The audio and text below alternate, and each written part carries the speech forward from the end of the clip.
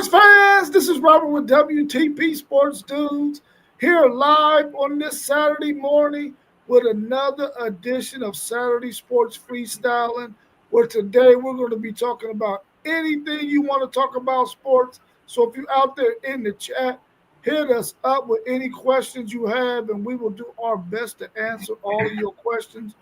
We got a nice slate here today on today's show. We got our man Mossberg of Level Up Sports 10 here with us this morning. How you feeling, Mossberg? Man, I'm feeling pretty good, man. Another Saturday. I was up late, up early, so ready to freestyle as we do, man. Great to see all the screens, post-game, SEC Sean, and you yourself as well. It's just good to see everybody this Saturday morning.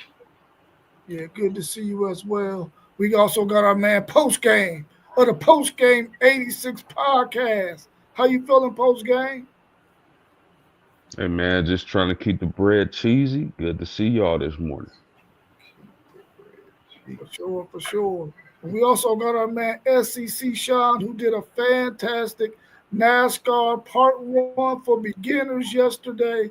If you get a chance, go back, check it out on SEC Sean's podcast. You will be amazed at how fantastic a sport NASCAR racing is. Go check him out at SEC Sean on YouTube. How you feeling this morning, SEC Sean? We're feeling good. I appreciate it. I'm just, love the good positive feedback. Just trying to, like I said on the intro, just trying to bring this sport that I love to more people, to let them realize that this is something. It's something. Yeah. Y'all heard the cost yesterday. If you go back and watch, you'll be like, what in the world? Where is this money coming from? They're like printing their own. Yeah, for sure. Those of you out there in the chat, make sure that you go and check out the screen. The bottom of the screen, all of those channels at the bottom. Our man Mossberg do a lot of wonderful interviews on Level Up Sports 10 with all kinds of local talent, talent from all over the country. Go and check out some of his interviews on Level Up Sports 10. Also, our man post game does a lot of updates on Notre Dame sports. So if you're a huge Notre Dame sport, if you want to hear about some sports in the Midwest, go check out our man post game at the Post Game 86 podcast. This show today is sponsored by KT's Good Eats LLC. Go check them out over there on Lockbourne Road, right there in the plaza across from, is it Doghouse Pizza or Hound Dogs Pizza? Doghouse Pizza. Doghouse Pizza. Go check it out.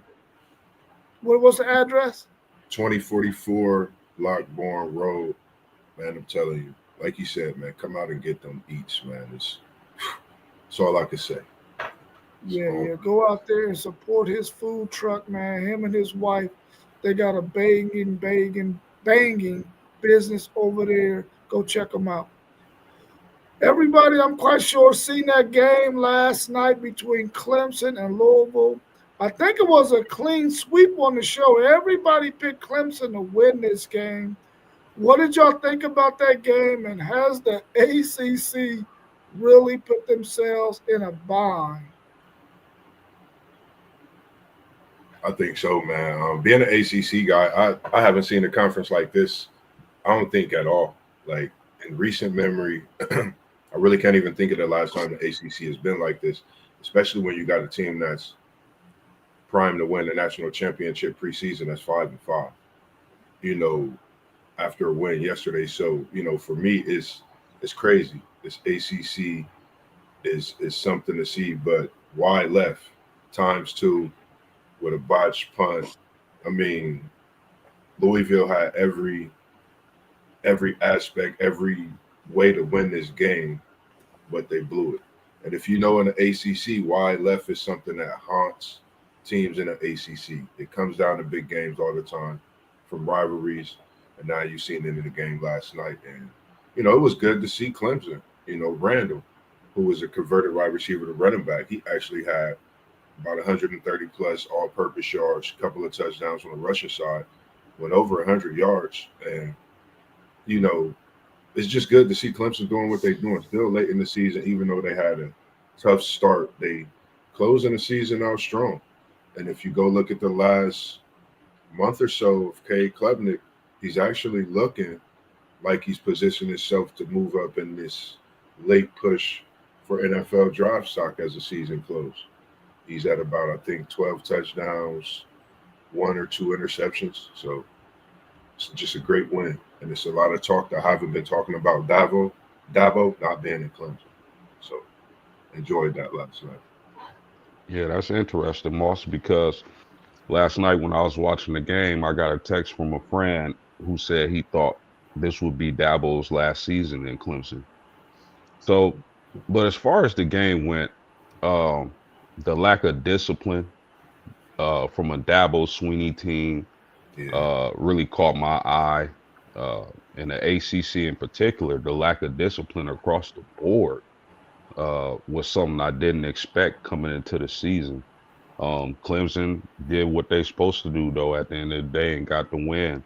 Uh, I think Louisville, I really like that coaching staff there, as I mentioned previously.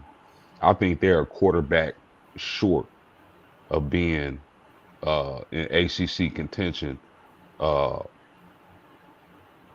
in ACC contention on a regular, I would say. I think Miller Moss is just not it, man.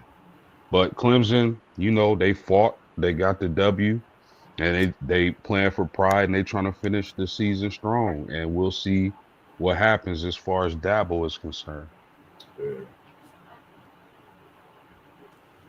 Well, thoughts on that game? Clemson did everything they could to give that game away to Louisville, and Louisville just didn't know how to finish. See, Louisville needs to take their kicker and go get some scissors and cut his shorts a lot shorter, like that dude from Oklahoma, and then he would have made the kicks. Yeah. Because apparently that if you have really short booty shorts on, you can kick field goals. I don't know if it's the loose legs or what. I don't know if it helps with the legs being loose. These things is wild to me today, too. I don't know. That kid was drilling 50-yarders, though, and that's all I know from Oklahoma. But that's a good point. I mean, it's college football, even pro football. Pro football a little less, but you really trust. It's like trusting a kicker in high school to win you. That's a lot, and especially with the importance of that game. But Louisville did it to themselves. They drove down, got into field goal range, had a penalty, pushed them back, had to make it a field goal longer. Penalties, man, penalties. They were, they wound up with like 10 penalties or some. Oh, they had insane amount of penalties in that game. I'm going to look that up real quick while we got y'all. But, I mean, it goes back to Clemson literally tried to lose the game. They tried to say, here, Louisville, carry the torch for the SEC. Yeah, 10 for 80, or for the ACC, 10 for 84. And I remember a few of those penalties were costly. I mean, they weren't like just middle of the game, false start here, false. These were like massive holdings that brought things back. Shout out to Clemson. I mean, they did what a good team does. They found a way to win. The ACC is such a train wreck right now. Yeah. I'm so excited. I'm even more excited for today's slate of ACC. I don't even know if I'm going to watch SEC football today. I might just watch ACC and just see the train wreck continue to go. Because, once you look at a train wreck, you can't look away. Yeah. Look away, yeah. I know that's right. I watched that game, man, and I felt like Louisville's coaches, I think they coached a well enough game for them to win it, man. As players, though, you got to be mindful of the fact that you cannot get 5 unsportsmanlike penalties in a game like that, man. You got to be disciplined. And both teams really, like post-game said, especially Clemson was undisciplined. Louisville was undisciplined, but Louisville, you got to know what's on the line. You cannot do that kind of boneheaded stuff. especially the one late in the game where they get the personal foul penalty that pushes them back in field goal range, pushes them back from out of field goal range. And I'm like, dude, you can't do that. And it wasn't even that serious of a deal. I mean, of course, he on your player, but you gotta bite the bullet on that one. Help your player get up. Don't push anybody so that y'all can knock this field goal through. Neither one of those teams act like they wanted to win the game. They were doing all kinds of madness out there. Dude missing an easy tackle because you want to thump the dude, just tackle him. Now all of a sudden they got to kick a field goal from Timbuktu, but Clemson got out with the win. It was good to hear Dabo at the end of the game, happy and ecstatic because their season has not been going well. I really do believe that if Dabo Swinney decides he's going to leave Clemson, which there's a couple of SEC jobs open out there. You got a chance to get some really, really good, talented players to come and play. And I'm quite sure you can pluck some of them guys from Clemson to come and follow you. Yeah. I probably would leave that conference. Not that Clemson isn't a good job, which might end up in the SEC someday anyway.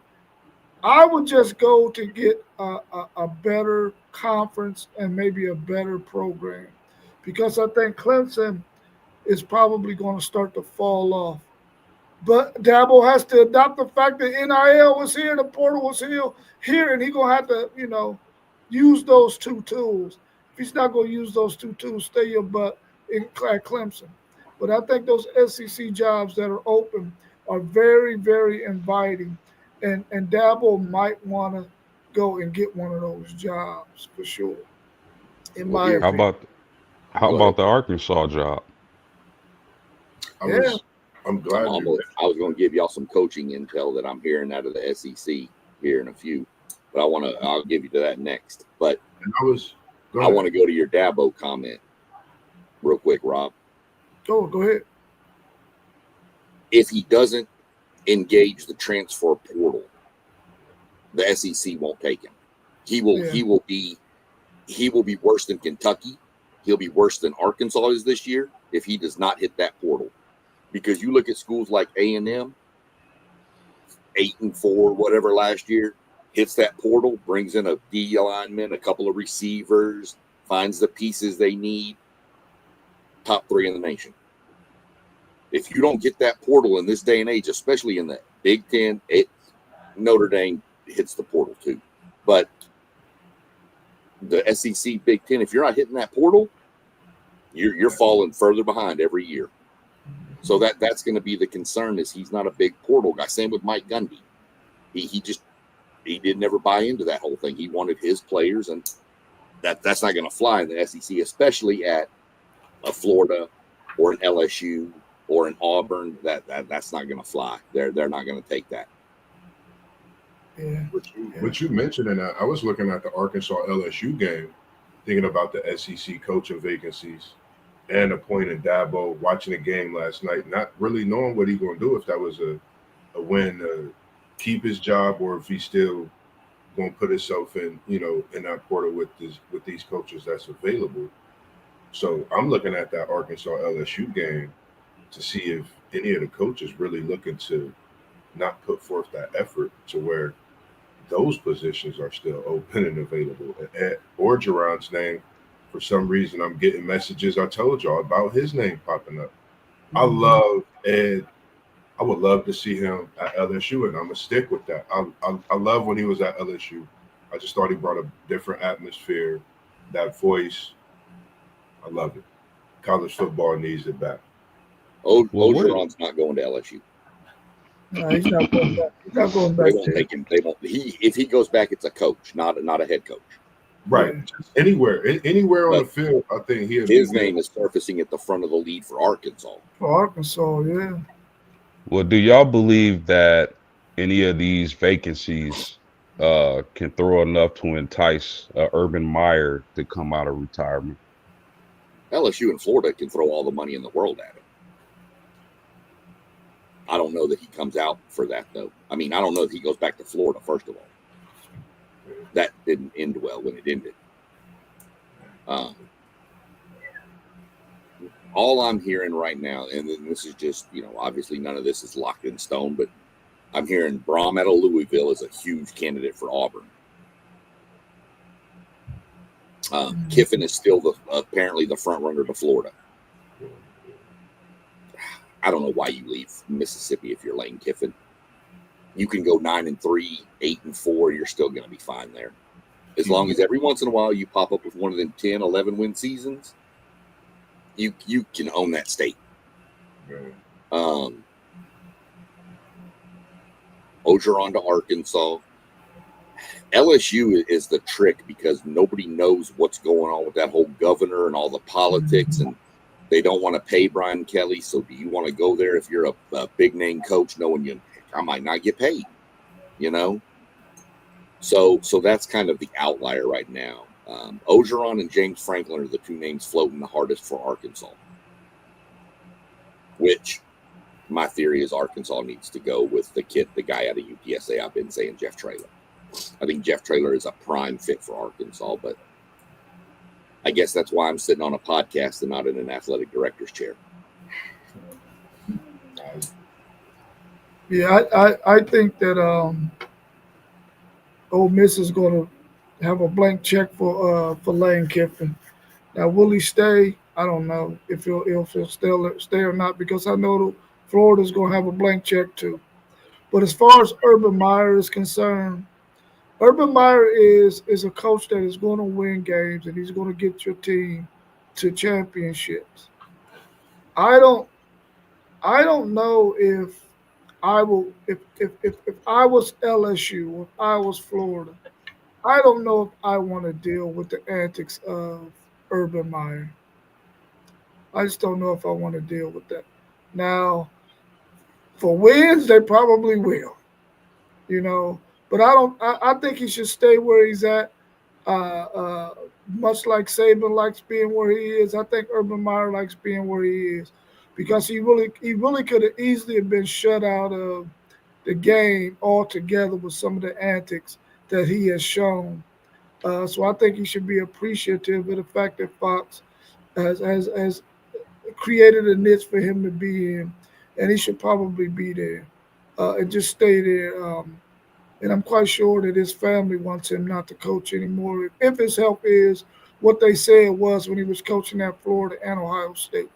So I think he should stay there. But I'm quite sure all those teams or most of those teams are going to be like, hey, listen, would you entertain the thought if we gave you this amount of money? Yeah, I think you're right. Like you said about the blank checks, I think it'll be the same way with him. And then you got to think, when is the last time we really had a coach that come back to college football that'll have as much hype as they would have with Urban Meyer? You're talking about facing Ohio State. They're going to try to make that a big deal, just in general with him coming back. I think he brings a different feel to college football being on Fox. I like him there personally. I just think with the group that they built and on that Fox team is competing with a lot of people out here in the college football world. So I like what he's bringing at that aspect. And if he comes down to that, being on the sideline again, it's like Arch Manning, type of hype. Urban Meyer coming back on the sideline. That's the type of hype I feel he would be up against, and he would have to live up to it. So that would be tough, especially in the way things are going. The portal, so much that he would have to do. So I think Fox is good for him. But we never know, man. This is college football. Anything can happen. We've seen chaos on Saturday, so who knows what'll happen through the week? Even more chaos. Yeah. What did y'all think about Louisville's coach changing the kicker on that last kick? And if you're that kicker who missed those first couple and that extra point, if you got any more eligibility left, are you staying at Louisville?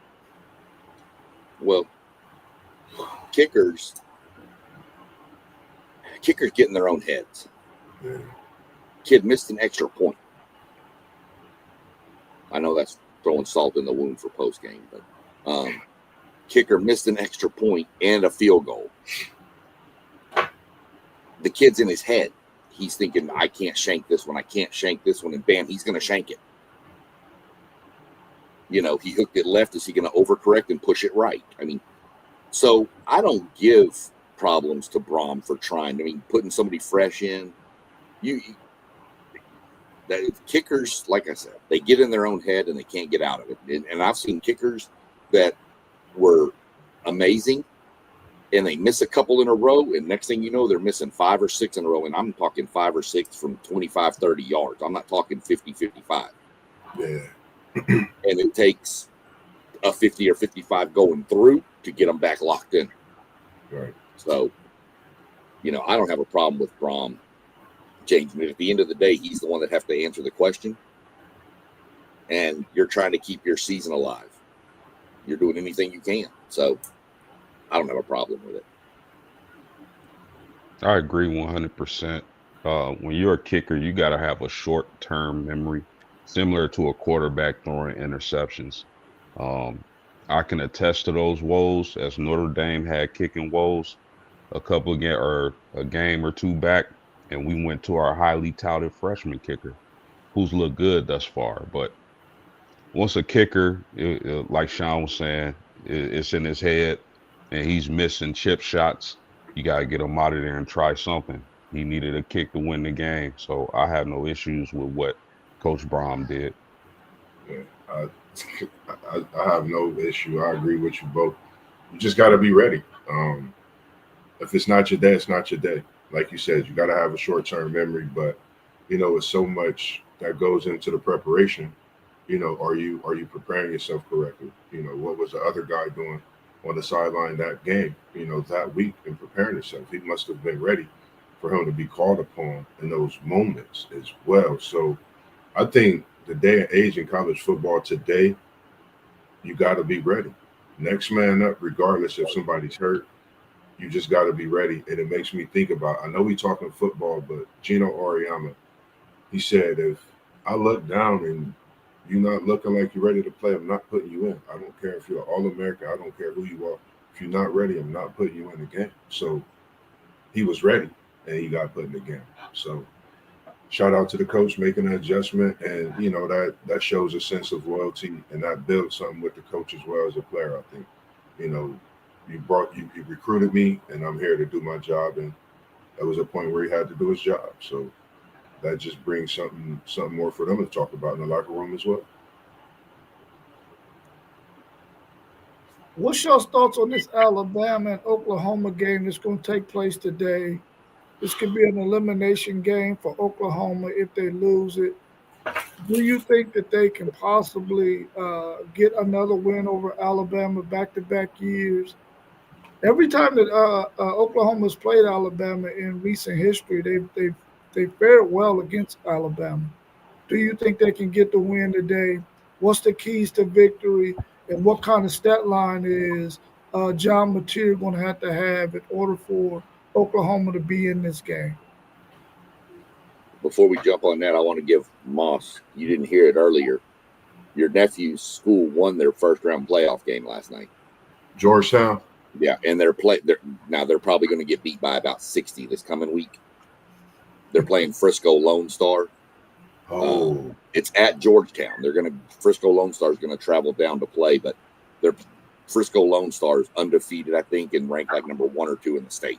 You know, I'm all about them upsets. Let's go, Yeah, George. that's where Ashton Genty went to high school.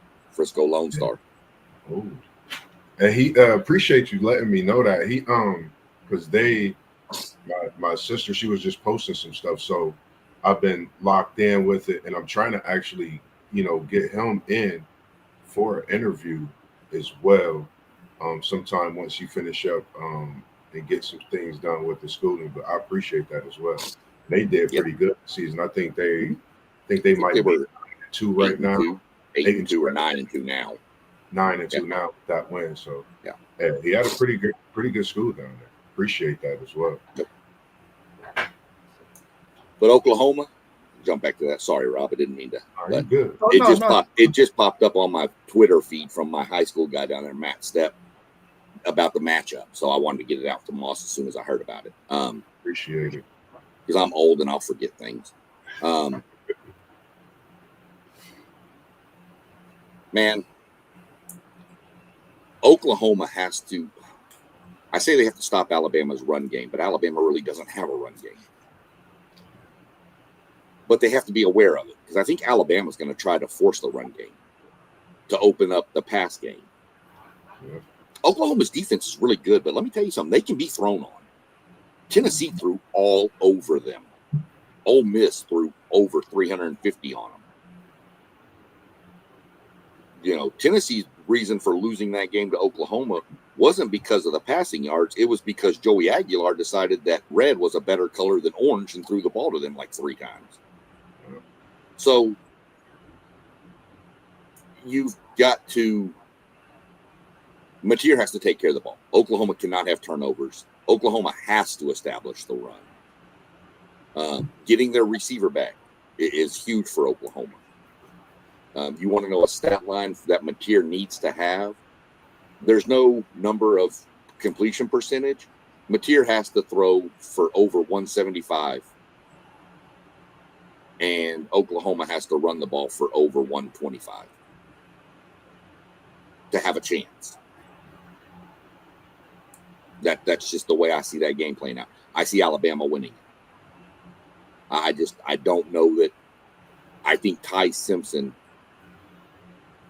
if Tennessee and Ole Miss can pick apart that Oklahoma defense, you're going to tell me that stable of receivers at Alabama can't?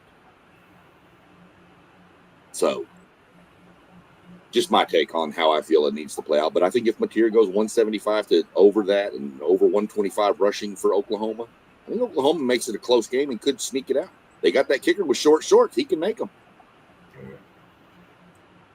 Yeah, the fact that you mentioned Oklahoma does have a nasty defense, and the fact that you mentioned SEC, Sean, that they can be gotten a passing game is the very reason I picked them to win on Thursday. Alabama, that is.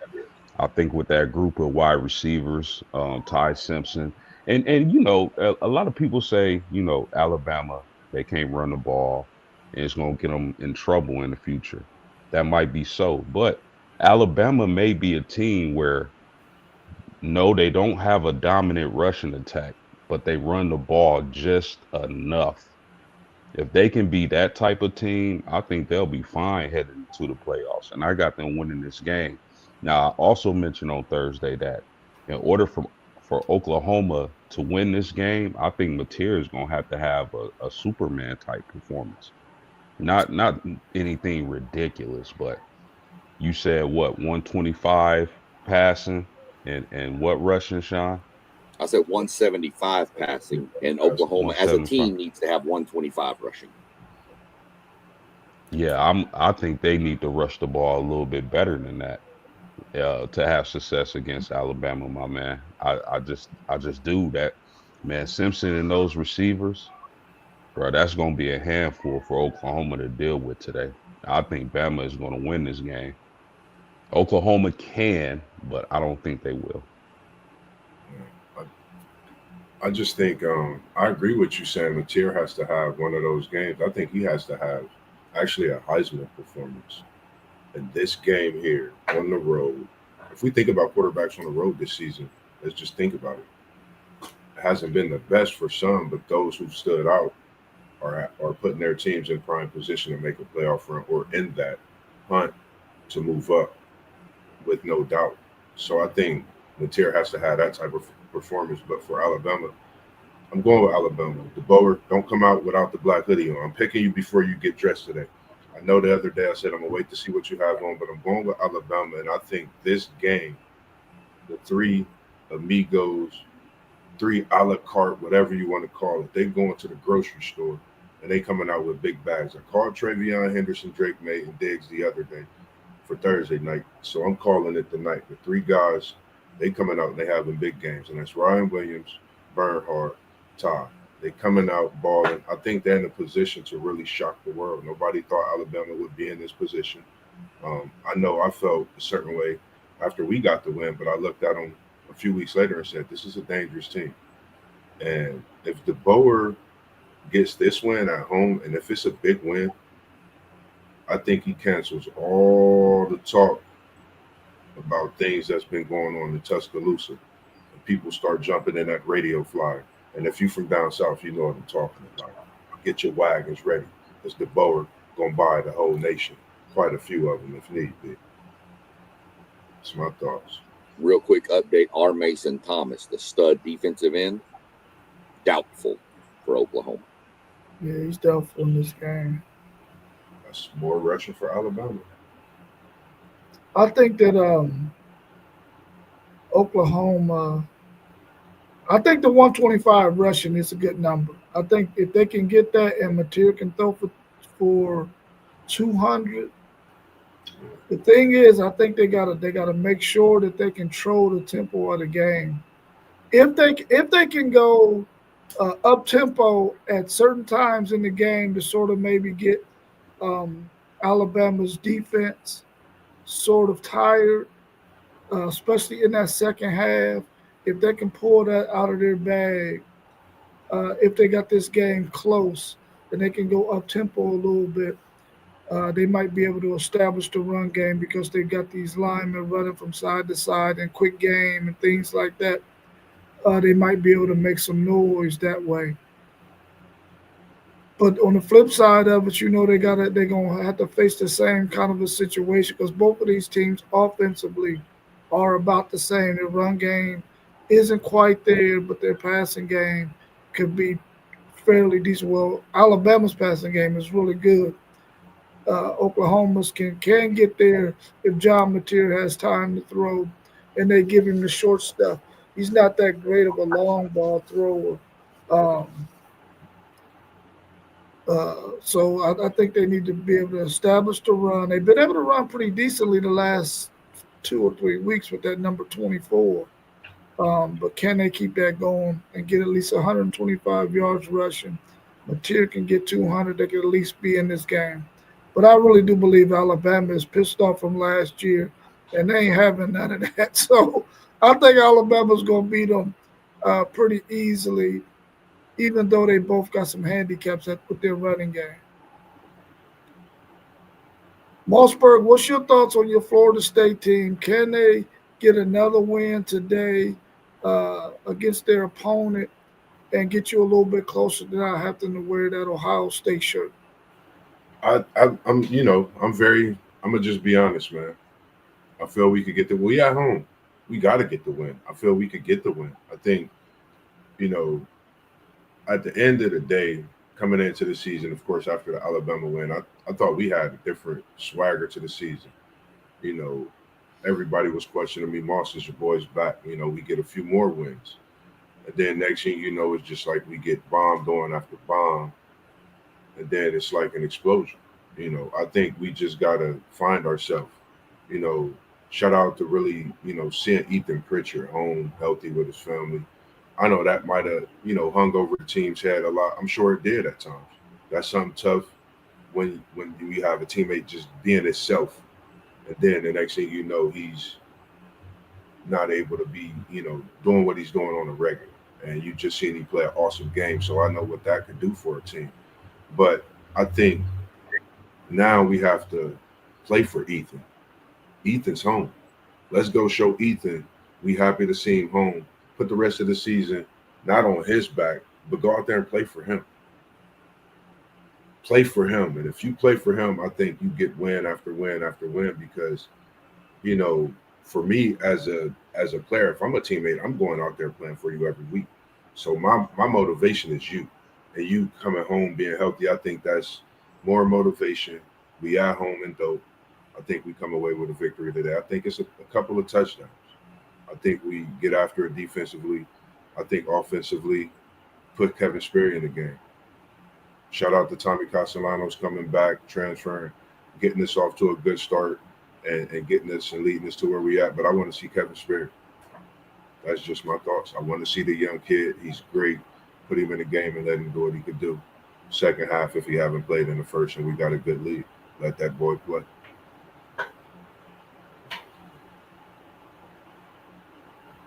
What y'all think about the fact that there's so many coaching vacancies out there right now that are going to really be getting some high profile coaches. A lot of high profile coaches have been fired. Should Florida State decide to go ahead and keep Norvell, especially if they can keep Gus Malzahn and his name is it Smith, the defensive coordinator? Miles Bart, what's his name? Tony White. Tony White. Should they say, listen, bring those guys in and say, listen, we're gonna keep y'all, especially if they can get to 7-5 from 2-10. We're gonna keep y'all together, but everybody, all the pieces gotta stay. Do you think something like that can happen for them? Because I really don't think they should fire Norvell with so many coaching vacancies out there, man. They might end up with a bottom of the barrel dude that's worse than Norvell. What's your thoughts on that? And then we'll get to your question here in a minute, John. It kind of looked like it's shaping out that way because if they were going to fire Norvell, they probably would have did it already, or they just respect him enough to let him ride the season out. It could be either or, but I mean that's a good point on so many vacancies to where you may not get the guy that you feel like can lead the program back to prominence. And Norvell, he had a really good season the year before last. They should have, maybe a lot of people argue they should have been in the playoffs. The quarterback gets out, they get blown out. Some people drop out of the bowl game, whatever. But I mean, if Florida State balls out the last couple of games of the season, I can see them, and they get the wins, of course. I can see them keeping Norvell. Let's give him one more shot. You start 0-2, 0-3, you out of there. But I can see them sticking with Norvell, especially like Rob mentioned, with them having such a great coaching staff and the way they assembled so many former head coaches. I can see them giving this staff one more shot. See, I think if you're Florida State with all the openings out there right now, you have to look at the candidates and you have to say, okay, who's our 1 and who's our 1A? Can we get them? If you're not 100% sure you can get them, and then your number 2 and 3 or you view 2 and 3 down your list worse than what you already have, why? Stay with what you got. Let it ride. You know, that's just my theory on it. I mean, if you know that Lane Kiffin's your number 1 choice, you have to realize, okay, am I going to beat out LSU or Florida for him? If it comes to a bidding war, which Florida State has money, don't get me wrong. I'm not saying they don't, but is Lane Kiffin going to leave Ole Miss in the SEC to go to a Florida State in the ACC, or is he going to go to Florida or LSU? So, to me, if you're Florida State or a lot of these other schools that might be looking to fire a coach, who are your targets, and do you think you can really get them, or are you going to hire somebody worse than what you already have and set the program back another 4 years? Right. I'm in agreement with you because I think, for me, I was looking at just the last few weeks, the recruits that we losing. We losing some big recruits in these games and in situation of not knowing. For me, as a fan, I sit back. I just want to see us finish the season out strong. That's the upside that keeps his seat lukewarm. But I still think, like you said, we have to see if there's 1A, 1B. We have to look at the chart and see what the money look like, what the possibilities are, because I think, there's behind closed doors talks of Malzahn possibly becoming a head coach. And we know, what he could do on that sideline if he's not just a head coach. We know what he does. He brings a lot of magic. And I think he could also bring recruits in, myself personally. So, it's just so much that it's the unknown right now in Florida State, starting off with the game today. So I just think I hope a lot of the unknown becomes less talk and more business being handled, whether it's behind closed doors or within the sports world and comments of people talking. I just want to see things moving up in Florida State. You know, because I'm telling you, I know Zay wish he was here. I'm close, You know, I don't move nowhere when it comes to my Seminoles, man. But I'm 43 years old, and I could do what I want in life. I could choose whatever team I want. And I'm not trying to wear no Buckeye shirt come the end of this season. So come on, Norvell, Gus, and Tony, and that Seminole offensive, defense, special teams, man. Get me the win today. Close out this season 7-5, so we can look into what we're doing this offseason into another year of excellence at the University of Florida State. Another quick coaching update. Don't expect Mike Elko to go anywhere. Ooh. No. I mean, no, there's been links to Penn State and all this other stuff. Keep your eye on that for the next couple of weeks. There's probably fixing to be a huge extension because the table came out for the Board of Regents and the president meeting coming up. And that's one of the topics on there is approving salaries over $500,000. So expect Elko to be locked up. Money. Yeah. You know, he's on an incentive. He's on an incentive-laden contract right now that could wind up making him the highest-paid coach in college football if he hits all the incentives. If they win the national title, he'd make more money than any other coach on a salary. Sure. Let me add this, and then we'll talk about John's statement or question that he has there. Florida State, I don't think it would be wise to fire Norvell at this point and have two Florida schools, two of the two prominent Florida schools without coaches when you're trying to put a daggone rope around that talent that's in Florida, man. I don't think it would be a good idea, man, for them to do that. You probably need to wish for the best for Norvell to win these last 3 games, make it to 7-5, which is a 5-game increase from last year in the win total column, and go ahead and give him another year. Because I mean, we already see that Cristobal season start to get a little bit warm too. So I don't think they're gonna fire Cristobal, but still, man, at some point they're gonna have to start considering looking elsewhere if he can't get it done in the next year or two, because 2 years in a row they've sort of fallen off when they went to the portal and got what is considered a top-notch quarterback. So I think that'll be a wise move for Florida State to go ahead and keep Norvell another year, especially if he can keep that staff together. Because I don't think it's a good idea to have 2 Florida schools without a coach right now, especially with guys probably thinking about going to the portal, especially that Florida team with all that talent they got. Some of them guys might be looking to go elsewhere if they don't get the right hire. John, I don't know if it's a statement or a question, but we're going to look at it anyway. Lamar Jackson, the best quarterback in the history of the NFL. What do y'all think about that statement? What do you think about that question? Is Lamar Jackson the best quarterback in NFL history, or is he just trolling? I don't know. What's your thoughts on that? My thoughts is prove it. Prove it. I love Lamar Jackson. Probably one of the most disrespected guys coming out of college into the draft ever. So much to where he didn't even want to run his 40 time.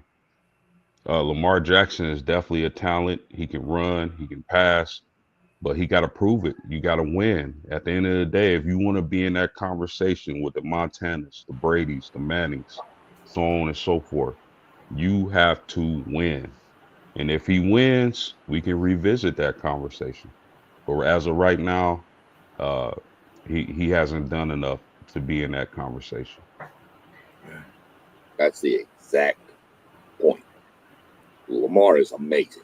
He's an amazing talent. Our quarterback at A&M mimics Lamar Reed a lot. Lamar Jackson, sorry. Combining names here. We're going to Marcel Jackson and Lamar Reed. I don't know what we're doing. That's somebody that I hear comparisons to. Is it fair for Marcel Reed? No, it's not. But Lamar Jackson is uber talented. Great quarterback. Is he the best in the NFL in the history? He's not even the best quarterback right now. I mean, there's a dude sitting over in Missouri that's got a couple of Super Bowl rings. You said it perfect post game. You gotta win. You gotta win them. Right. Brady, Montana, Steve Young, Marino never got a ring. Still one of the greatest. Elway. I mean, saying he's the greatest in the history? No, not close. Hell of a quarterback, but pump the brakes on the best ever. Yeah. It's nothing against the comment, but when you're talking about best in the history, everything you just said, everything post game just said, you got Warren Moon, you got freaking Randall Cunningham, you got this new class, this new era of quarterbacks, and him being one of them. For me to put Lamar Jackson in the upper echelon to where he's passing Mahomes right now, he will have to literally get Baltimore not to the playoffs but win the Super Bowl this year to pass Mahomes. For me, that's just me, my opinion. Even Mahomes with the Super Bowls, he'll actually pass Mahomes. And that's a little, I might be just a tad of my own bias because I'm not as big of a Mahomes fan, but respectably, I think that's something that would be historical in doing that, getting Baltimore to the playoffs, winning the North, winning the Super Bowl. That means you passing Mahomes, you passing Allen, you surpassing all these great quarterbacks right now that people have ahead of you. Not to mention what you'll be against in the NFC. But in the history, Lamar, you got some things to do, and that's just part of it. There, he's been great at what he do. Nothing against that. Brought a team and an organization feats that they didn't see for a while. But now, I think we looking at what we're looking at. Got to bring them out of reviving. Got to revive this Ravens team this season. Man, I don't know what these three dudes talking about. Lamar Jackson is the best dual threat quarterback in the history of the NFL. Best dual quarterback? No. Dual quarterback, man, I think he's the best ever. Maybe Steve Young might have an argument there because he won a Super Bowl or two. What about Randall? Oh, I think he's better than Randall Cunningham. Oh, I don't know about that. Yeah, I like him. I like him better than Randall because nothing against Randall Cunningham. Randall Cunningham was great, but when you talk about Lamar Jackson, Randall Cunningham was nice. Yeah. Look, man, I played Tecmo Bowl the other day, and I had Randall Cunningham as my quarterback, and they couldn't stop me. Yeah. Dual threat wise, Lamar Jackson is him, but when you're talking about in history, he still got some work to do. That's all. His dual threat is amazing.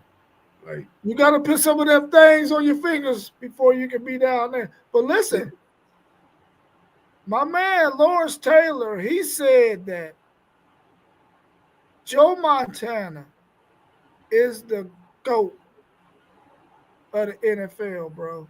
And he broke it down. He said, listen, Joe Montana played in an era where you can light the quarterback up. There was no rules out there that kept him from being touched like it is during the Tom Brady era. If Tom Brady played in that era, would he have been able to be as successful? Would he even have been able to play that many games? Because those guys back then during the Joe Montana era, they was killing quarterbacks, bro. They was killing them. So I think that was a really good point by LT. So, man, I don't know. I mean, I think Lamar Jackson is a great quarterback, greatest of all times in history. Maybe not. Joe Montana. Yeah, Joe Montana. Yeah, that's a bad boy. That's a bad man. Oh, FanDuel got a good point there. He said John said that because the Ravens was so bad without him when he was injured, he clearly don't have a good team. Yeah, well, you gotta remember one thing about that though. Not only was Lamar Jackson out, they were missing 6 or 7 starters on the defense. Okay, yeah. Good to Post see you. game, my son is saying, "Hey, post game, bye week before the Chiefs is love JT for MVP."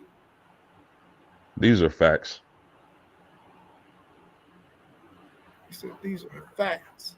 Good to see you in here, FanDuel Zay, nephew B's TV. Appreciate you. I was just thinking about you, man, and I'm gonna definitely had to get in my messages and send you a text. I've been thinking about you the last couple of days. It's good to see you in here. That means you handling business. I already knew you was good, but it's good to see you in here as well as you, FanDuel Zay. Yeah. Anything else y'all wanted to? Whoa! I got to talk about post game in this game today. Y'all got against Pitt. What you thinking? How's it gonna look? Can Pitt pull the upset over your boys? Can they? Absolutely. Will they? Nope. If when I'm thinking about this game, the closer we got to kickoff, uh, everything's I think everything works in Notre Dame's favor. You got head coaches crying and moaning about independence. Which if independence was such an advantage, why doesn't more teams do it? But that's another story. Um, you got the ACC reps coming out saying the ACC team should be ahead of Notre Dame. You got the ACC refs seemingly to always be able to screw us in some way. Um, so I know, or again, you got the playoffs on the line. This is such a huge game for the Irish. So much fire for the wood. I believe Notre Dame's going to be ready. I did think this game could be close. I don't think it's going to be close. I think Notre Dame is going to take them out to the woodshed, and you're going to hear some damage being inflicted on them. Their quarterback has been playing great. He hasn't seen a Leonard Moore, who's been rated the number one man-to-man coverage corner in the nation. I believe that defense is a little undersized for our offensive line, which is huge. I just believe Marcus Freeman is going to have this team ready to play. They're going to be motivated. They know they don't want to play a close game with Pittsburgh with the referees and the ACC. I think Notre Dame's going to come out and make a statement and get a huge win on the road. So, Hmm. All right. What's your thoughts on that with SEC, Sean? I was just gonna say something about it real quick. I was just thinking as you were saying that. I know FanDuel is there gonna chop me up in the comments about this, but I was thinking Freeman was telling everybody that he got a car and he got a lot of love in that car, but he said he gonna get more defense coming from Faison. I think post game know what I'm saying when I say that, but that's just what my thoughts was with this. I like more. I think as good as this Pittsburgh team is, I think they shocking the ACC for sure. I don't think nobody knew what they was bringing, but I knew what they had defensively, and I think their defense have gotten them to a great point. Not to mention that young quarterback they have. But I just think Notre Dame is at a point in the season where they know what's stacked against them. I feel like this season, where they at now, means more than it did last year. They've smelt it. They hungry for more. And I'm gonna just leave it at that. I like the quarterback from Pitt. I like the way he's been playing. I don't see any way Notre Dame loses this game. I mean, Pitt could keep it close, I guess. I just don't see it. Anybody that's saying the ACC people need to be ranked ahead of Notre Dame, somebody needs to give them one of them little things the police use when they stop you for on a Friday or Saturday night for driving. Something wrong with them people. I think Notre Dame comes out, establishes the run, gets it rolling, and then I think Notre Dame buries them. Pitt might keep it close for a little bit. Would expect that. Home field, game day, all that hype, and I just think Notre Dame's too deep and too strong. I think Notre Dame just pulls away and beats them pretty convincingly. Yeah, I think Notre Dame right now, man, they're on a mission, man. They already got their 2 losses early in the season against 2 really good football teams. Um, I just think that they're playing on another level right now, and the opponents that they have coming up, they're just going to be too talented for them. They're going to be too talented for Pitt. Pitt's a good team in the ACC, but they're not ready for the talent level they're about to face against this Notre Dame team, offensively and defensively. I think the freshman is going to struggle at the quarterback position today, and I think Love is going to run wild. And then, of course, they got that two-headed monster at running back. That's really all they're going to need to do. I don't see them having any issues with this Pitt team, even though Pitt is at home in this game, and they got them referees. Now, if the referees pull one of them referee things on them, though, they can make this thing interesting. And I could definitely see them being told, listen, keep this thing close. Keep this thing close. But, I still think that Notre Dame is just way too talented for Pitt and got way too many big humans for Pitt to be able to deal with. So I'm taking Notre Dame to roll on them all day. And Love has another one of those Heisman Trophy moments that's going to cause the committee who votes for the Heisman to make sure that he's in New York. FanDuel said Miami has the head-to-head and is still a 2-loss team. Yeah, they definitely need Miami to probably fall off somewhere. But Miami's losses that they've had so far probably put them in a bad position, too, where they probably can't get ahead of Notre Dame since Notre Dame is positioned where they are. But you do got a valid point that they do own the head-to-head, but I don't know if the committee is even going to even entertain that, even though they're supposed to. I don't know if they're going to. 100%. He's correct. They do have the head to head, but when folks talk about head to head, I get it. But we got to ask ourselves, is that the only thing that matters when you're comparing two teams? Because I don't think does anybody think Miami is playing better than Notre Dame right now? No, Does anybody think Miami is the better team right now? no. So when you're deciding between a Miami and a Notre Dame, Miami has the head to head. I give you that. But are there other factors, and do the other factors outweigh that head to head? I got a quick. I'm glad you mentioned that, and I'm glad Zay mentioned that. I was watching our guy, one of our guys, me and Zay watched. Zay got me hit 22. Joe Klott. He mentioned something about November losses. November losses matter, and this is all pertaining to something that you mentioned, Zay, about the rankings and stuff. A lot of this goes into teams being ranked to start the season. If you think about Miami, Notre Dame, you think about Texas A&M, Notre Dame. I would be waiting to see Texas A&M, Notre Dame Part 2. Whereas Miami, Notre Dame, I think Notre Dame comes out as something special. They might come out, them green babies with the gold shining like no other. They coming out to knock heads off. It's a different game, different mentality. Whereas a game with Texas A&M, I think they come out with that same enthusiasm. But, it's going to be a banger. Whereas it'll be something different, I think, with Miami. I think November games matter. Where you at in November counts. Are you sliding? Are you trending up? Everybody's team on the screen, including Zay's team. Everybody's trending up. My team was trending up for 3 weeks, and we've been trending down. It ain't nothing changed. So I think that matters, and you move forward. Zay, you said it. I think rankings might need to come out starting November 1st. Think about it, college football.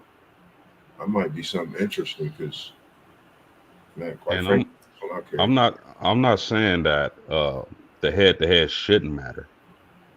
I'm saying when you look at the totality of Yeah. two different teams, when you're comparing and contrasting, is that the only thing that matters? That was my question. I've been waiting for Miami's defensive line really to show up since since I seen them play against us, and I think of a game or so after that. Like some things you November football matters. I think that's a big part of it. You see teams go on win streak. You see teams they might lose in at the end of October, but they go through November undefeated, and they're a totally different team. So I think this is a point in the season where this weekend even we're gonna see a lot of chaos, but we're gonna see where teams are built. From a coaching standpoint, from a discipline standpoint, from a mental standpoint. There's so many things that's gonna go into play when it comes to this weekend. Real quick, let me make this last point. My mom used to tell me if was a fifth, we all be drunk. That's what my mom used to say. But Sure. think about it. Notre Dame is 4 points away from being a top 2 or 3 team in the country. Yeah, 4 points. that's it. Yeah, You let's go ahead, SEC Sean, you go can ahead. debate all kinds of stuff. Head to head does definitely matter, but I don't think that should come in right now. Now, if it gets down to the end of the season, both teams are 10-2, then we got to have a discussion. You have to, because yes, we scheduled the game. Miami won the game. If A&M drops 2 games, if we drop to South Carolina and Texas, and we're 10-2 with Notre Dame and Miami, who goes? It's if you go head to head, it's got to be A&M and Miami, right? But luckily, that's not going to happen. We're not going to lose together. But that's the point. Head to head does need to be the final step, like Zay said. But at the end of the day, if the last rankings come out and Notre Dame's 9 and Miami's 16, and they try to leave Miami out, there's going to be a lot of problems with that. And I in post game would agree. I see him shaking his head. He would agree that that's probably not the right way to go. But there's so many different debates you can have. I was listening to a show the other day, and it was debating A&M and Indiana. A&M got dinged for beating Missouri on the road with a backup quarterback, and Indiana didn't for beating Penn State with a backup quarterback. I wasn't And gonna say nothing about that, but I'm glad well, you. I didn't even realize it till, like I said, I just saw that the other day. And I don't care. Y'all know, I don't care. I don't care if we're ranked 3rd, 4th, 11th. I don't care. As long as we get in the playoff, I don't care. But it's a good talking point. Why is one team dinged for playing a backup? And I get their backup at Missouri was really their 3rd string. I get that. But they didn't get dinged for winning on the road in a close game where they had to fight to come back. And we got dinged for playing a backup that we pretty well dominated. Yeah. So, that was the talking point. And so you can debate. We can turn any topic we want on here into a debate. But at the end of the day, it comes down to the old adage, handle your business and you won't have to worry about it. Yeah. Yeah. FanDuel saying that what's the point in scheduling games like that then? I think a lot of coaches are starting to realize, listen, if you're saying that these head-to-head matchups mean something, then you're gonna have to prove it. Otherwise, why even schedule those games? And a lot of coaches are starting to say, listen, like in the case of A&M, they got these games scheduled, but they haven't benefited from it yet, you know. And it's like they would still be ranked number 3 in the country had they not played Notre Dame, because they would still probably be undefeated because they would have placed somebody else in that game that was less than Notre Dame, and they still would be in the same position. If I'm still be in the same position, why do I need to schedule a juggernaut? Now, in the case of Notre Dame, they got to schedule some juggernauts so that they can have a strength of schedule that's worth something. because they're independent and they understand that, and they've done it throughout their whole entire independent history. But I think that coaches and organizations and teams are starting to realize, listen, you can't say that this is a factor and then don't prove that it's a factor. Otherwise, we just gonna go ahead and go off of face value and say, listen, you ain't proving it, we ain't gonna do it anymore. So I Right. think that's gonna be the situation with that. That's Donnell where made a this really year, good point. Oh, go ahead. I was going to say, that's where this year, how they handle this head to head is going to determine scheduling in the future. Not necessarily next year, because that's already pretty much locked. But Yeah. there, you may see teams in, say, 2027. Let's just say A&M and Florida State had a game scheduled. If that head to head doesn't matter in this, there's a chance A&M and Florida State call each other and say, let's cancel it and play somebody else. Yeah. Let me go play Oklahoma State. Yeah. We're already I mean- seeing a little bit of that already. There's some teams that's already starting to do that already. Yeah. Donnell was saying OSU got up by 24 and they stopped playing. He said, I think Vegas has put 24-point cap on OSU. The last 2 weeks they have won by 24 points. I wish FanDuel Zaya was on here live with us so that he can sort of address this, because I think he has the mindset that Ohio State knows they're going to be able to thump the opponents that they're thumping, and they're saving a lot for this college football playoffs, where we're really going to see Ohio State open up some stuff. It may be Vegas, but at the same time, it may be Ryan Day and that offensive coordinator crew that's just saying, listen, we've done enough to get up on these guys to win. Let's go ahead and pull back some, because once we get in this college football playoffs, we're going to be able to really open it up. And they're playing a lot of second and third string guys later on in some of these contests too. So that can have a factor on it as well. But Donnell, by all means, Vegas might have something to do with it, because all season we have seen some crazy things happen in some of these games where teams are locked to go ahead and cover those spreads.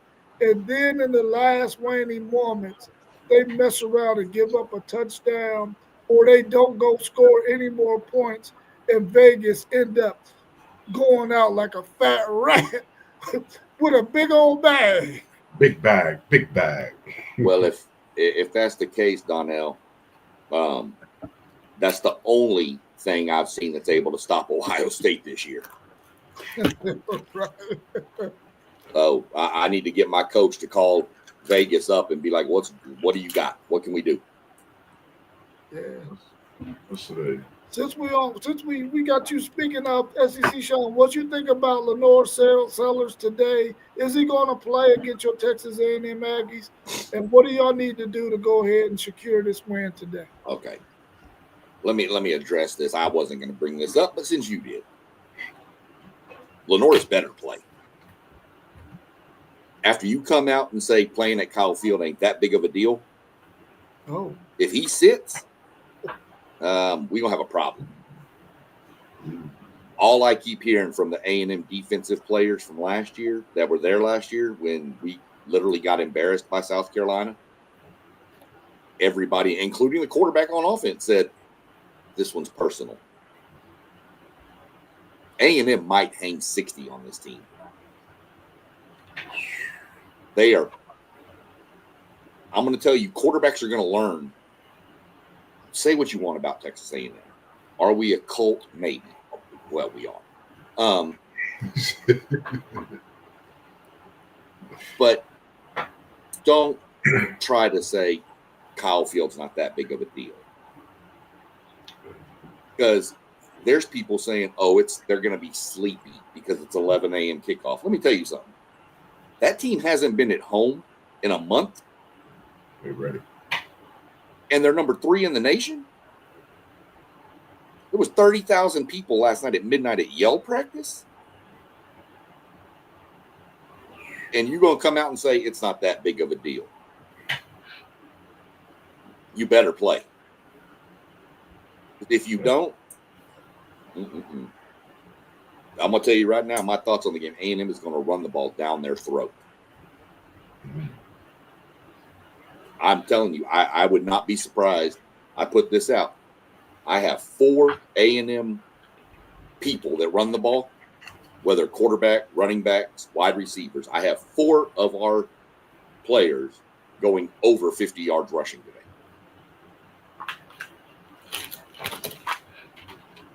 This is not going to be pretty. I'm telling you right now. This game will, if everything goes the way the players and the coach, this will not be pretty. This game will be nasty by halftime. ESPN might put on slippery stairs. So. You can't slide out of here. You can't slide out of here, Unc. It's a game at 7:30 tonight. They talking about it. It's a big one. We're going to end the stream in about 2 minutes. All We right, ain't got enough time. we ain't got enough time. Let me ask you a post game this question. If you're Shane Beamer, are you playing Lenore Sellers today? And your team is 3-6, probably with no chance to make the bowl game. Are you playing Lenore Sellers, or are you having that kid's best interest at heart and going to let him sit?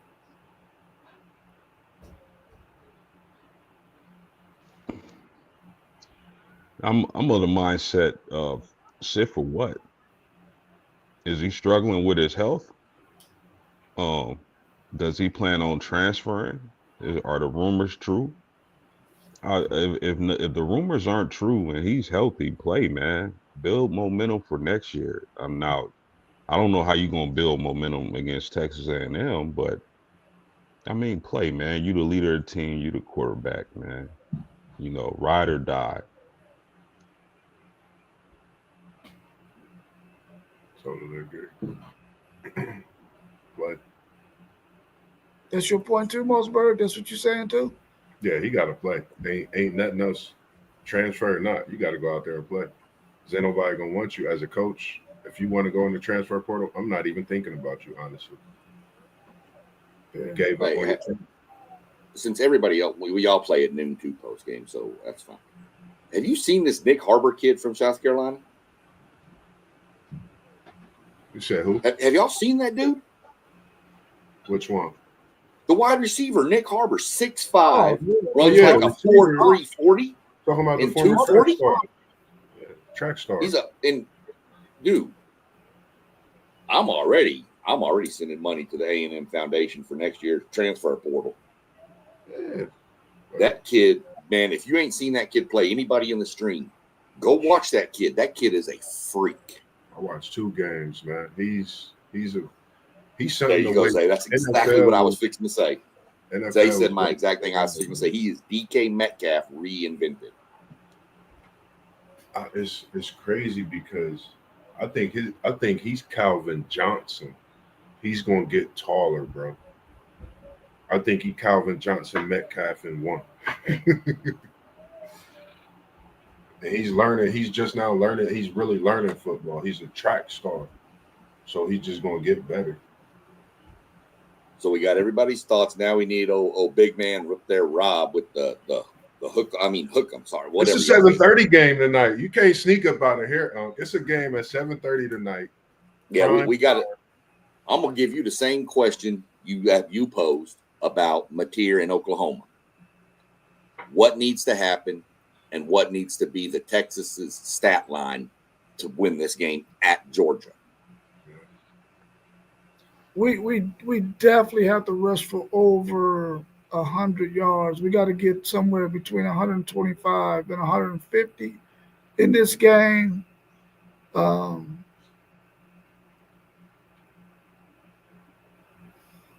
They don't rush the passer very well. They're a blitz-oriented defense, that Georgia defense is. If we can stop the blitz from coming through the A gap, which is what we had trouble with all season except for last game against Vanderbilt. If we can handle that and we can get the ball out of Arch's hand in the short game the way we need to, Ryan Wingo can stay healthy in this game. He has a thumb injury. If he can still be able to squeeze the ball when he gets his opportunities, because he's had quite a few drops even before he had the thumb injury. If we can do that, I think the wide receivers are starting to round into shape because he hadn't had a lot of work with them. He had to really get it during the season. I think he's playing a lot better football. He's reading the defenses a little bit better. But Steve Sarkisian is actually helping him too to get that ball out of his hand a lot faster, so he doesn't have to read as much. I think he has to throw for at least 250, and we got to rush for at least 125 to 150. Defensively, we got to be able to stop the run. If we can hold them to a good number rushing wise, um, because they want to run the ball 58% of the time. At least that's what they've done so far. If we can do that, which I think we got a really good run defense, but they got some big backs that can lean on you. So if we can stop the run and throw for 250, rush for at least 125, which is going to be hard to do because our running game isn't that good. But I think that our tackles have played really, really well. It's been our interior guys who have been struggling. But I think that was because our left tackles have been struggling. But we got a veteran guy there now, so I think we're going to be okay. I think we got a chance to really win this game um, late and be able to close it out with the run game. I'm taking Texas to win, of course, because I'm a Texas fan, but I really do believe they can beat Georgia, even though it's on the road. I think that there's some things that Texas can do that they're able to do well that is going to pose a problem for Georgia because Georgia's defense isn't the Georgia defense of old. And if Arch Manning has to scramble a little bit or whatnot to buy some time, we can throw over their head because he likes to do that. We've seen him do that quite a bit this season. So there's going to be moments when that's going to happen. But I don't want them to do that play action pass stuff though. I want it to just happen organically. I don't want it to be by design because he doesn't do that well on the play action quite yet. At least not from under center. I like Yeah. the Texas team. I think your Texas team wins this game. Of course, I picked them yesterday. I just think I had watched a video. I had just wanted to mention about. I think I seen Colin Simmons, and they had questioning about you know the offense or something it was, and the leadership that he took, and you know everybody. Not saying nobody was different from each other. That was a big deal to me. Colin Simmons being a young player, but having that type of leadership, I think he brings that to the locker room. It's been seen all over social media. I think he brings that energy to Georgia. I think Texas gets a big win. Like I said, to start this, we've been seeing historic runs in the last few years in sports. I think this is the start of a historic run nobody's seen Texas making on their way to the SEC championship. They finally get Georgia. And you're going to see Bevo running up on that Bulldog today. I'm going to just put it in the air. I just think that it all go hand in hand. The the momentum from going into Georgia and getting a huge SEC win for Texas, um, it's, it's gonna be crazy. Like if Texas is able to go down there and get a victory, the momentum is gonna be like a train. It's just gonna keep rolling. Um, I'm curious to know though, if or know what y'all think. If Texas can't run the ball today or tonight, are y'all confident that Arch Manning can win this game for Texas? Let's just say it turns into a shootout. Both teams are both quarterbacks are passing the ball. If that's the type of game we get, then who do y'all favor? And I still favor Arch, man. I think if you think about it last year, the change that they made would put him into that game. I think he played better in that game. I think that's one of the games that he played very good in, even though it didn't come out fair out Texas way. I think for me, I like Arch. His improvement he's made. I think Stockton is more so. I think he's digressed. Just my feeling, my opinion. So I'm going Arch. I just think he's definitely more of a weapon with his legs and the way he could throw that ball. He's getting better. I think if it gets into a shootout, I think I favor Georgia. Being at home, even with a shootout, Georgia's ability to run the ball more is going to wear out that Texas defense a little bit. So even if it is a shootout, Georgia's got huge tight ends. Those dudes are massive. Um, Arch, I think Arch could keep them in it, but I just think at home in a shootout, I think I favor Georgia. Now, if Texas can't run the ball at all, I still like that Texas defense to keep this a close game. But I think if you eliminate the threat of the run game, I think you're going to see Georgia pin their ears back even more. Even though they have trouble pressuring, I think they're going to start sending packages and try to play man up with those Texas receivers and try to get Arch off his marks and moving his feet, throwing off the back foot. That's what I see. I mean, part of me, I picked Georgia to win. Part of me is because I have to. Because my favorite team is A&M, and then anybody who's playing Texas. Part of me wants Texas to win. Part of me wants Texas and A&M to play for just the make that even more than what it is going to be already. So I'm kind of torn on this. I think Georgia's the better team at home. Though I wouldn't be surprised if Texas pulls the, I guess, upset, if you want to call it that. But if it's a shootout, I favor Georgia to post games question. Yeah, I think we had a week off to go ahead and prepare for such a thing as Texas not being able to run the football. So I'm quite sure they got some kind of some play calls in there that's going to be beneficial for Arch Manning if the run game is not quite there. Um, so I think we're going to be okay there. Georgia is a tough place to go and play. The good thing about this Texas team is they've gone in some pretty hostile environments and won some games. So I don't think they're going to be really bothered by that. Can Arch Manning though bounce back from, having gone to Ohio State and played in the shoe where that was pretty hostile and he didn't fare so well? Will he be able to learn from that and be able to find a good rhythm? Will Steve Sarkisian get him in a good rhythm? I don't think they're going to be able to throw those screens on this Georgia team. No, those defensive backs are way too fast for that. But he can maybe get Arch Manning out of the pocket in the short game on some curls and some layered routes. Um, as far as those tight ends for Georgia, those tight ends are tough. I think one of them might be out though. He might not play. He got his bell rung, so he might. I mean, he might play, but I don't know how much he might play. But I know he was questionable uh, on Wednesday because he got his bell rung in the game before. But those two guys are going to be tough.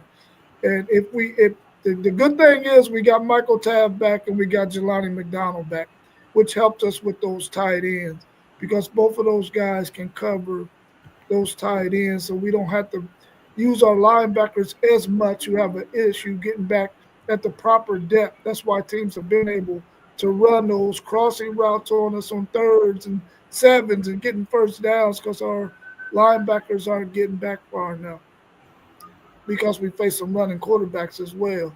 So hopefully Gunner Stockton, we can keep him in the pocket, have a good rush discipline, and don't give him any of them lanes because he can run as well. So hopefully we can do that. I think they're gonna try to pressure Arch as much as they can. I mean, you see what they did to Quinn Ewers last year. I'm quite sure they're gonna do the same thing or try to do the same thing to Arch Manning.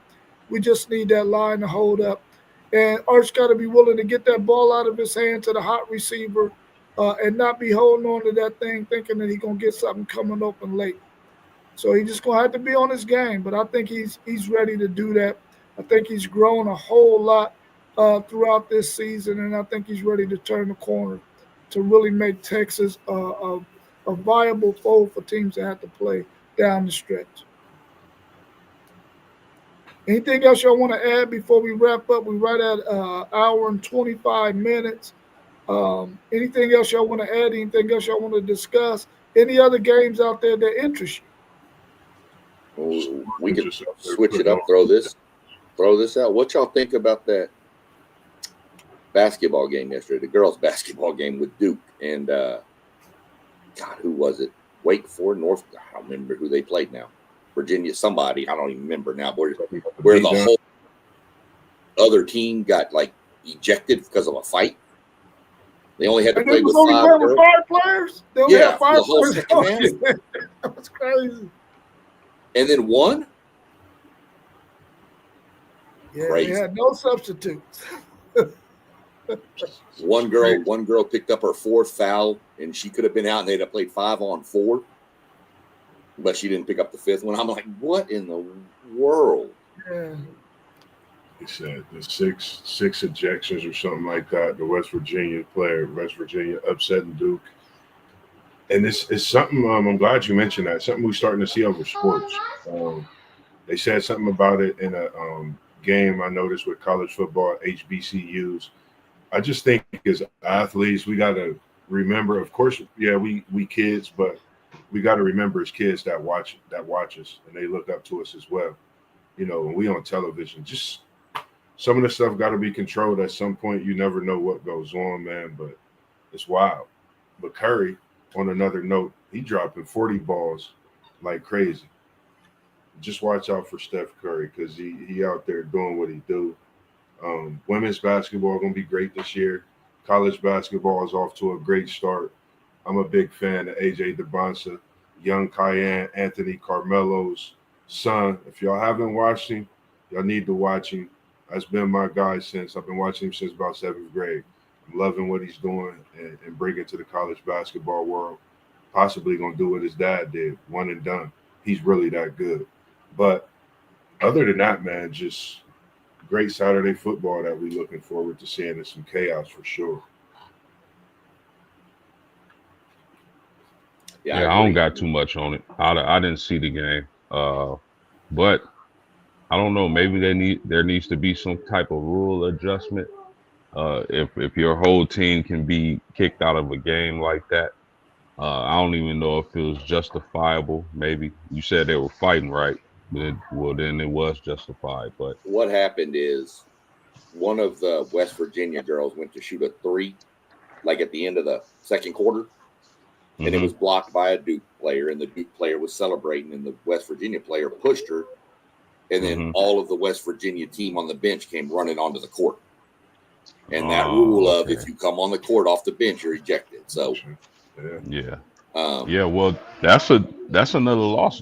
Duke has lost twice this year already, and they were considered one of the better teams in women's college basketball coming into the season out of that ACC. Yeah. Sure.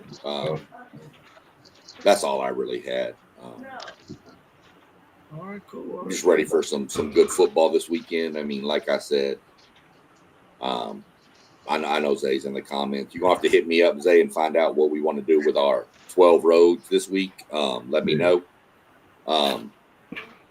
Man, let's see what chaos brings this week. Yeah, I've been putting playoff brackets together too for y'all as we've been doing it. Even though I wasn't able to get on, but I've been definitely doing my little playoff bracket. I had to send it to y'all for last week's because it was almost in matching up with how y'all had y'all's as well. But I'll definitely make a bracket after the game slate today and see what it looked like. But as we said before, man, check on your people. It's a big thing, man. Check on your people. And it's good to see nephew in here because I was thinking about, like I said, texting you as well. So it's always good to check on your people, man, as we've been saying. Yeah, that's cool, Zay. I see your comment Sunday. Just hit me up what time you want to do whatever, and we'll get it together. Most definitely, Moss. Look, we all sports fans. We all we agree to disagree. We fight with each other. We'll argue with each other. But at the end of the day, we all just brothers in life, man. Yeah, definitely, man. For sure. Wait a minute. I don't know about that Zaya dude, man. I don't know if I like that Zaya dude that much, though. Why? 22-17 Texas? He picked your team? Yeah, I know. I'm just teasing him back because me and him go at it all day at work. And then when we see each other, we start smiling. You know, we give each other some love. You know how it is, man. It's my dude. Love Zaya, man. God, man. I think in college, just touching on college basketball real quick on the men's side, I think the freshman for Arizona, Cole Pete, just No, might be, yeah, just might be the best player in college basketball. listen, man. Me and you gonna debate that all day long because I'm taking AJ the bouncer as number one, and he's not gonna stop. And I like my guy, man, Kyan Anthony, man. I've been watching this young kid since.